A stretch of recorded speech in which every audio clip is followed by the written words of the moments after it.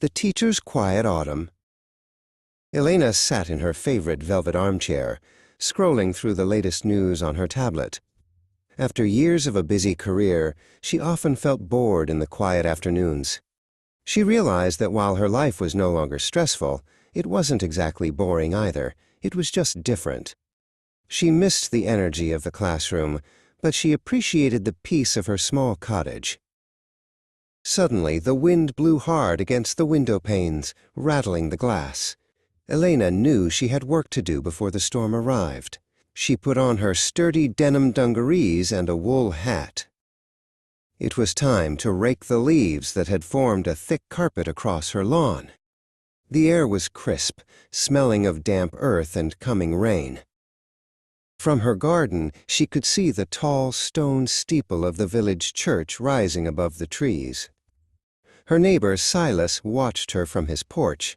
Elena knew that everyone in this village had a skeleton in the closet, but she preferred to keep her own secrets tucked away. She felt she must finish her chores before the light faded completely. Silas was a man of strange habits.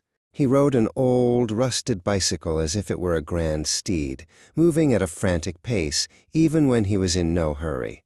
Some locals joked that he was a psychopath because of his short temper and solitary life, but Elena saw his hidden charm.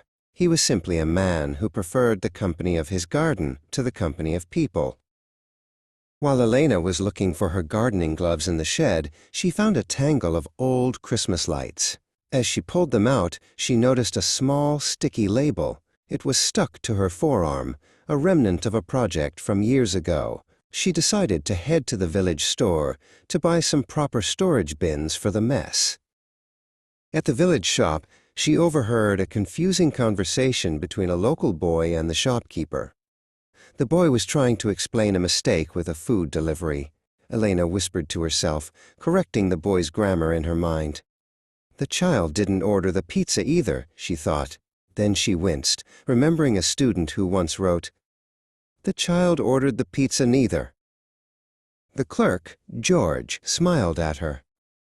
"You always have a sharp eye for detail, Elena," he said. Elena smiled back. "I have been a teacher since 2005, she explained. "Old habits are hard to break." She remained humble despite her years of experience, always willing to learn something new from the villagers in her stead. When she returned home, she found a dire situation at the edge of her property. A small lamb had escaped from the nearby farm and was shivering near her fence. It looked lost and frightened. Elena knew she couldn't leave the poor animal there as the temperature began to drop and the clouds turned gray. Silas appeared at the gate, carrying a heavy metal lamp. "I'll help you lead it back to the farm headquarters," he offered. They used the lamp to probe the shadows of the woods, moving carefully through the brush. Silas's steady presence helped Elena stay calm as they guided the wandering animal home. After the lamb was safe, Elena felt she had finally conquered her feelings of restlessness. She had learned to heed the small needs of her neighbors.